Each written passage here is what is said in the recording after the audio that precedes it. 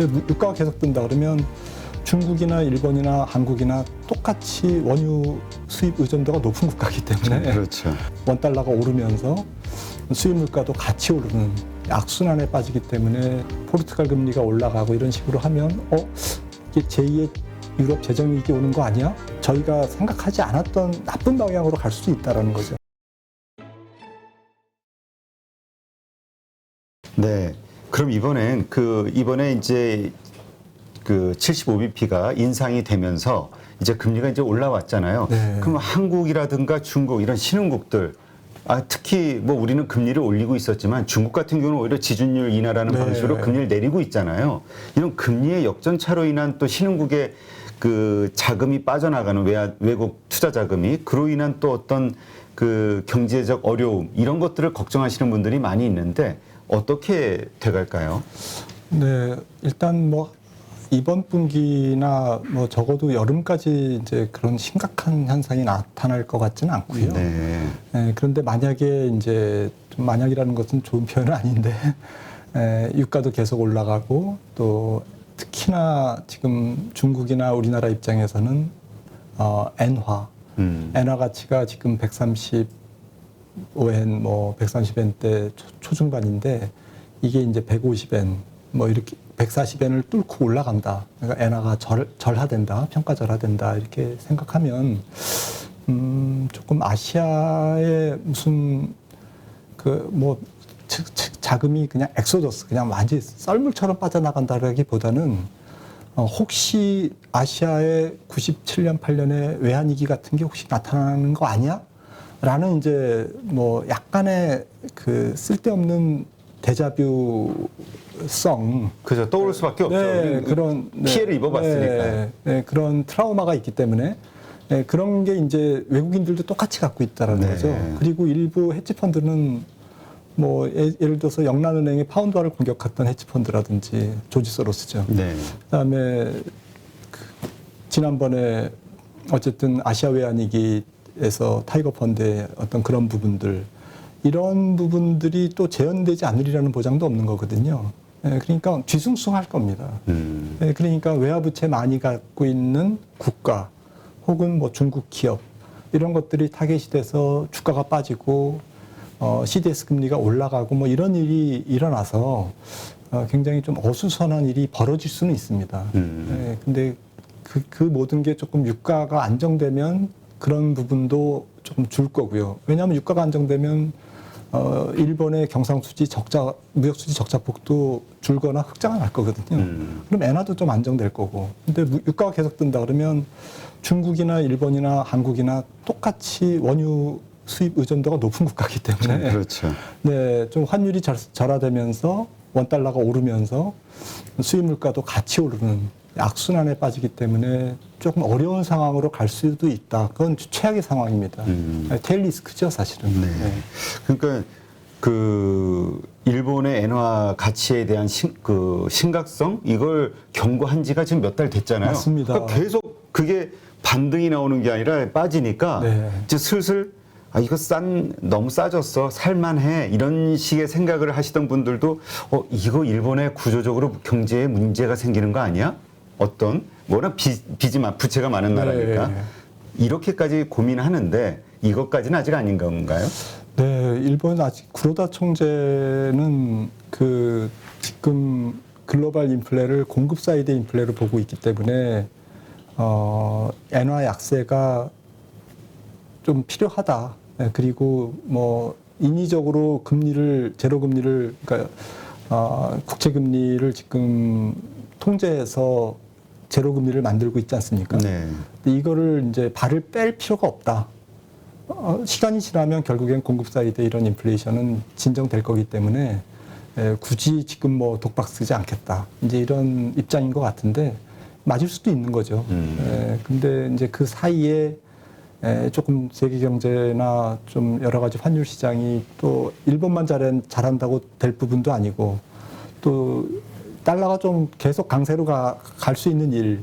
그러니까 유로존에 예를 들어서 뭐 이태리 어제 뭐 ECB의 긴급 회의도 있었습니다만 어제 같은 상황, 그러니까 금리도 다시 이태리 금리도 낮아지고 독일 금리와의 스프레드도 좀 좁아지고 220bp 정도로 이런 식으로 가면 괜찮은데 다시 뭐 이태리 금리가 4%또 뚫고 올라가고 포르투갈 금리가 올라가고 이런 식으로 하면 이게 제2의 유럽 재정위기 오는 거 아니야? 이러면서 유로화가 이제 또 달러당 1.0으로 이제 거의 더 붙어버리고 그러면 저절로 달러는 이제 강세로 갈 거고 가뜩이나 뭐 일본은 펀더멘털 때문에 무역 수지 때문에 엔화가 약세 압력을 갖고 있고 금리도 미국과 격차가 큰데 엔화가 또 그러면 135엔 뚫고 140엔 가고 이런 식으로 이제 저희가 생각하지 않았던 나쁜 방향으로 갈 수 있다라는 거죠. 그러게 그러니까 우리가 뭐라 그러죠?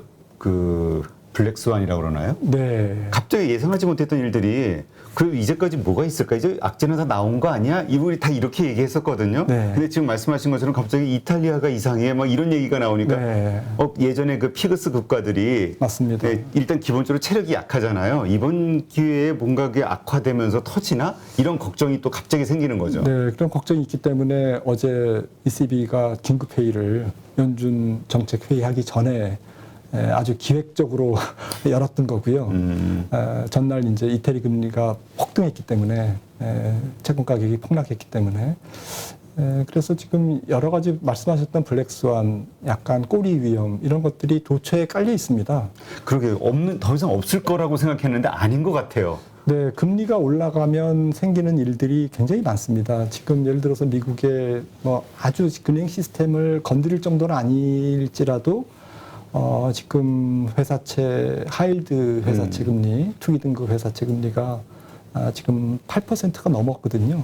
그럼 8%의 이자 비용을 물고 이윤을 8% 이상 낼 수 있는 투기 등급 기업들이 얼마나 있을까요? 부도율이 올라간다는 얘기거든요. 그렇죠. 그러면 우리가 잘 아는 상장 기업 중에 한두 개가 부도가 날 수도 있다라는 거죠.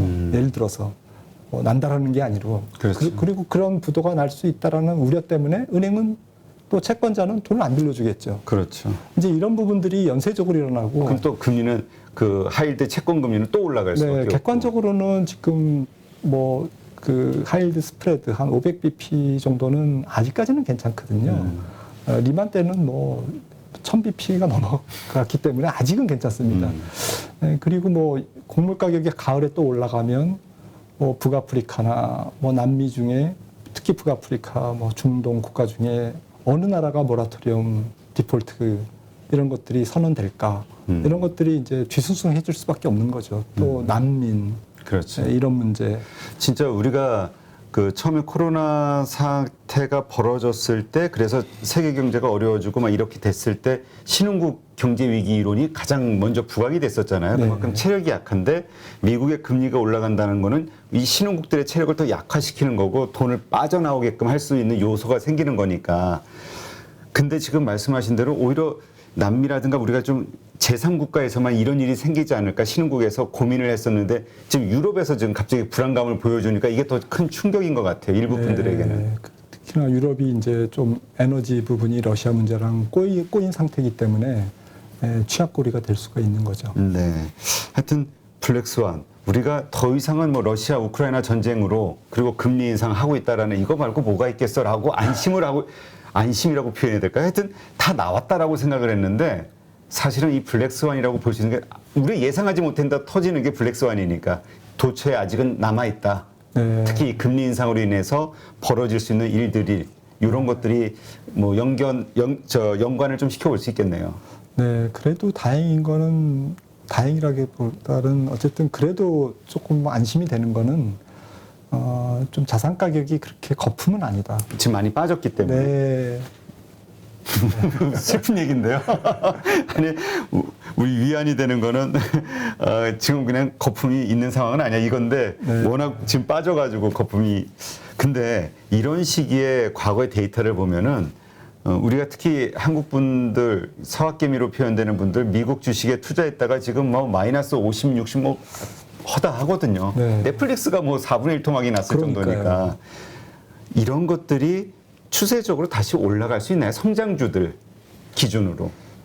저는 시가총액의 한 30%가 미국의 빅테크 뭐 약간 우량한 성장주들인데 뭐 빵류죠. 뭐 빵 중에서도 뭐 조금 차이는 있겠지만 근데 이런 기업들은 괜찮을 것 같아요. 왜냐하면 이 4차 산업의 어쨌든 이런 트렌드가 메가 트렌드가 아직은 살아있고 이런 기업들이 훨씬 더 경쟁력이 있고 또 지난 팬데믹 기간 또 그 이전 한 지난 10년간 굉장히 돈을 많이 벌어놨거든요. 데이터 센터도 많이 짓고 뭐 AI, 빅데이터, 뭐 여러 가지 자율차 뭐 이런 것들에 대한 좀 경쟁력을 이미 확보해 놓은 상태에서 지금 잠깐 주춤거리고 있는 거지 이런 기업들이 이제 조금 뭐 약간 시가총액 순위는 바뀌겠지만 전체적인 카테고리에서 이런 우량 성장주들,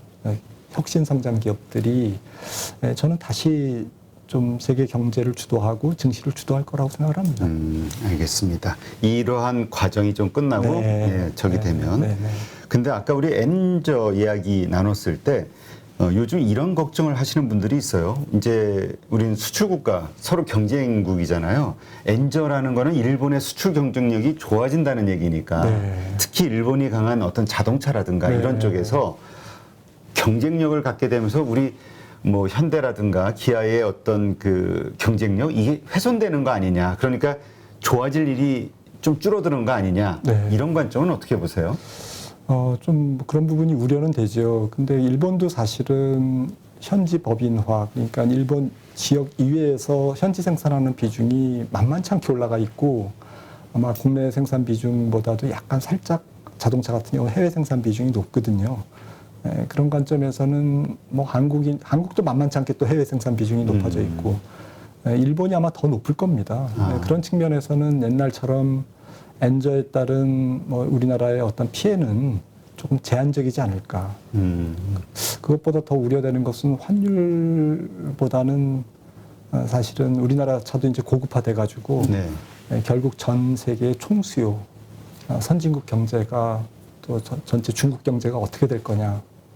그러니까 Q가 줄면 뭐 P의 경쟁력을 조금 갖는다 하더라도 뭐 그건 별로 안 나타나요. 브랜드 파워. 네, 그런 것들은 뭐 조금 제한될 수밖에 없고, 그러니까 결국엔 Q가 늘어야 되는데 경기가 좋아져야 되는데 뭐 올해 내년 좀 경기가 약간 슬로우 다운되고 또 일시적인 침체도 있을 거기 때문에 이런 부분에서 전 세계의 어떤 그 수요에 영향을 받는 뭐 자동차라든지 가전이라든지 이런 산업들이 어쨌든 엔저보다는 어쨌든 경기의 영향을 더 받을 것 같습니다.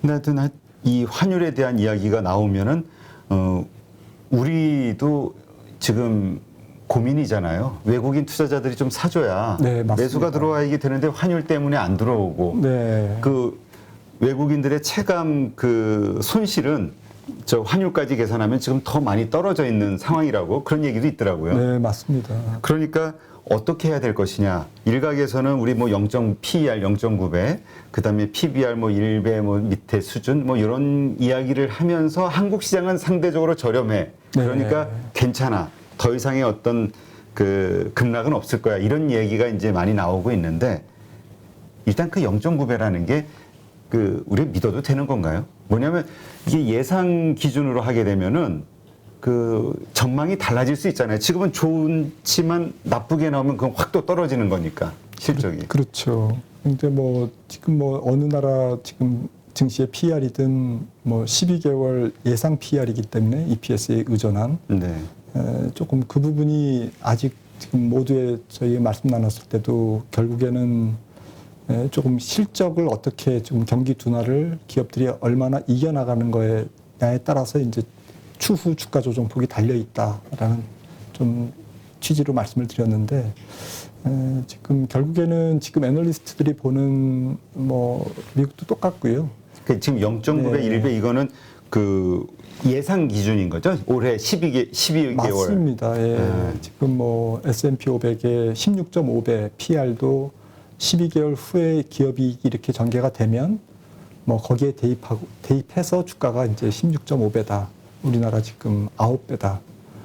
이렇게 얘기하고 있는 건데요. PBR 뭐 0.9 몇 배다. 이렇게 얘기를 하고 있는 건데 근데 사실은 PBR은 좀 크게는 안 변하거든요. 그렇죠. 네, 그래서 우리나라 주가가 고평가되어 있다라고 보기는 어렵습니다. 네, 삼성전자를 비롯해서 이거는 정말 아직까지도 밸류에이션상 너무 비싸. 뭐 물론 그런 기업들이 있겠죠. 그런데 시가총액 상위 기업들 중에 그렇게 많지는 않을 거고요.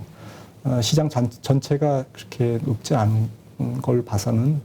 근데 문제는 이제 외국인들이 결국엔 우리나라에 들어오는 거는 전체적인 위험 자산을 조금 더 담아야 되는 그러한 글로벌 금융 컨디션이 나타나야 일단은 더 들어오고, 그리고 최근에는 또 패시브 자금 ETF나 지수 추적 매매가 많기 때문에 이런 부분에서 이제 외국인 미국 개미들도 한국의 ETF를 사고 글로벌 이머징 ETF를 사고 반도체 ETF를 사지 않습니까? 거기에 삼성전자가 다 들어가 있는데 일단은 뭐 잘 모르겠으니까 일단은 뭐 손절매도 하고 똑같은 거죠. 지금 뭐 환매도 당하고 이러면서 이제 같은 비율로 쭉 줄이다 보니까 삼성전자 외국인 매도가 계속 나오는 거죠. 그런 측면이 저는 액티브보다는 삼성전자가 굉장히 아주 나빠서 파는 그런 세력보다는 전반적으로 저인망식으로 이제 주가가 가라앉다 보니까 파는 패시브 매매가 ETF성 어쨌든 매도가 좀 많은 것 같은데, 이 부분이 해결돼야 이제 큰 물이 이제 밀물이 들어와야 결국 글로벌 투자자들의 투자 심리가 회복이 돼. 그러니까 펀드에다 돈을 넣어줘야 이게 산다는 거겠죠. 네, 맞습니다. 지금은 해약하고 막 빠져나가는 상황이니까. 네, 그리고 이제 뭐 당장 뭐 이렇게 살기도 바쁜데 투자할 여력이 없잖아요. 지금 정신이 없고 물가 때문에. 그런 부분들. 그리고 이제 무엇보다도 달러가 좀 약세 반전을 돼야 되거든요. 그렇죠. 달러가 약세 반전하는 시점은 결국 미국 물가가 한 그 소비자 물가 기준으로 저는 4% 정도를 아래로 내려가는 4%도 사실은 옛날에 비하면 지금 절반이 떨어져야 되잖아요. 6.8이니까. 저기 소비자 물가 기준으로 8.6이니까요. 맞습니다. 8.6. 예, 절반이네요. 예, 맞습니다. 8.6. 그래서 올해 연말 어제 나온 연준의 자료는 PCE 물가, 개인 소비자 지출 물가를 연말 5.2로 봤더라고요. 그러면 소비자 물가는 연말 6.5 정도로 저는 보고 있거든요.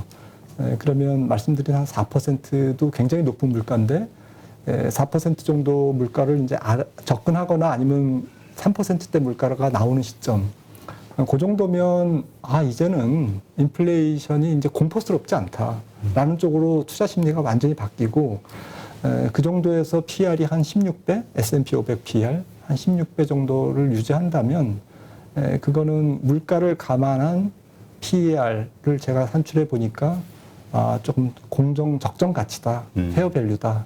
그래서 이 정도는 그 정도가 되면 물가가 4%로 근접하거나 그 이하로 내려가면 주식을 살만하다. 인플레이션 공포에 더 이상 쪄들지 않아도 돼라는 투자 심리의 반전 조금 지점이 아닐까. 그거는 내년 아마 상반기 중 형성되지 않을까. 그러니까 경기가 침체돼도 물가가 떨어지면 주가는 먼저 바닥을 찍고 돌아설 수 있다라고 저는 봅니다. 네. 근데 또 사실 이렇게 경기 침체가 되면 우리가 기대하는 게 연준이 또 뭔가 대책을 만들어줄지 않을까? 맞습니다. 예. 다시 뭐 유동성이 됐든 금리 인하를 하지 않을까 이런 기대감이 있잖아요. 이게 현실적인 건가요? 합리적인 건가요? 네, 저는 그렇게 머지않은 금리를 인상해서 동결하는 시점, 동결하지 않겠습니까? 그러니까 지금 어제 발표된 수치라는 3.8을 이제 최종 금리로 찍었습니다, 연준 위원들이. 근데 저는 내년도에 4.25%, 4.25%를 조금 최종 연준 기준금리로 보고 싶고요. 내년 상반기 한 3번 정도 베이비 스텝으로 더 올리면 그게 종료 금리 인상 사이클이 한 1년 반 정도 진행된 사이클이 올해 3월부터 시작된 거죠. 그다음에 QT도 이제 종료되고 하다 마는 거죠. 경기가 안 좋으니까.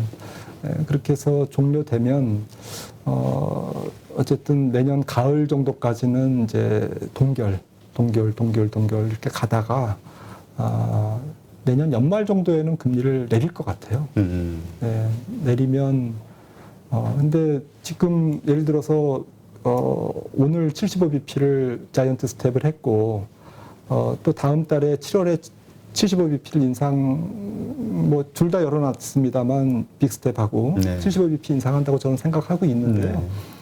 그러면 이제 8월 지구 9월에 50bp를 인상하고 그다음에 11월 12월은 25bp를 인상하면 연준의 긴축 사이클의 강도가 가장 센 기간은 이번 달과 다음 달이거든요. 그렇죠. 네, 그러니까 주식시장이 가장 민감한 것은 예상보다 더 나쁜 악재에 대한 반응은 굉장히 나쁘고 나쁘지만 악재지만 예상보다 덜 나쁘면 호재로 받아들이지 않습니까? 그렇죠. 그래서 저는 연준의 통화 긴축 사이클에 대한 주식시장에 약간 그 안 좋은 영향도 다음 달까지가 아닐까. 7월 FOMC, 7월 27일 FOMC가 좀 거의 이제 막바지, 네, 주식시장의 스트레스가 아닐까라고 생각을 합니다. 네, 그렇군요. 근데 아까 말씀하신 대로 내년도의 경기 침체에 대한 어떤 걱정들 이런 것들이 시그널, 그러니까 지표들이 나오고 그래서 연준이 금리 인하를 하게 될 수밖에 없는, 그러니까 어떤 정책을 네.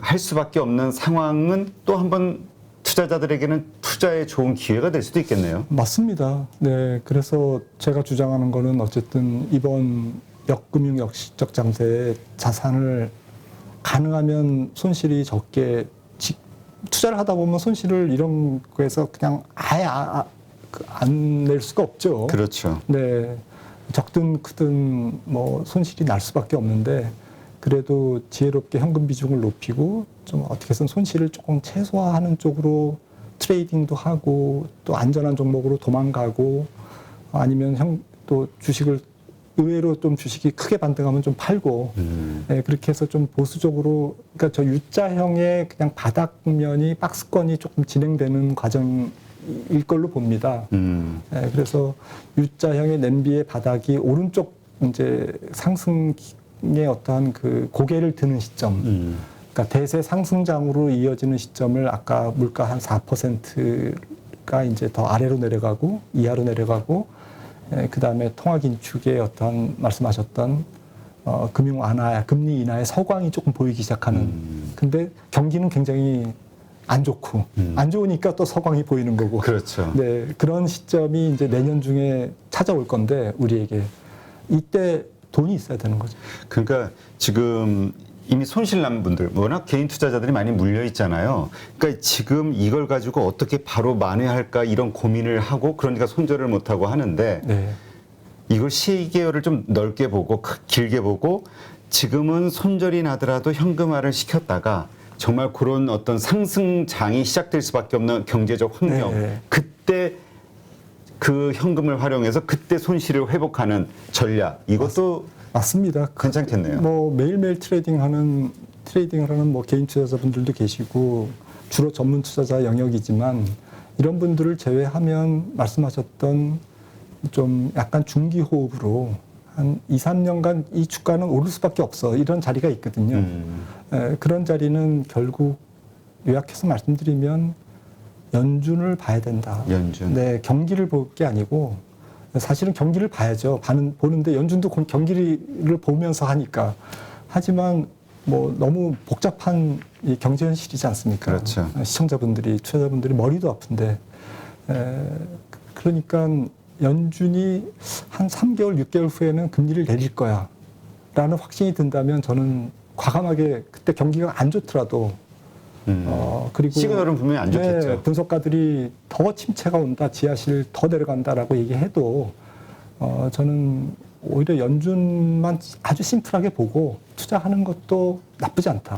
그 시점을 그러면은 그 동결하는 시점, 그러니까 계속 인상을 하다가 동결하는 시점으로 봐야 될까요? 아니면 그것이 그래도 어느 정도 동결이 여러 번 지나고 나서의 어떤 시점에서 이게 좀 시기열이 가까울까요? 그렇게 금리 인하할 수 있는.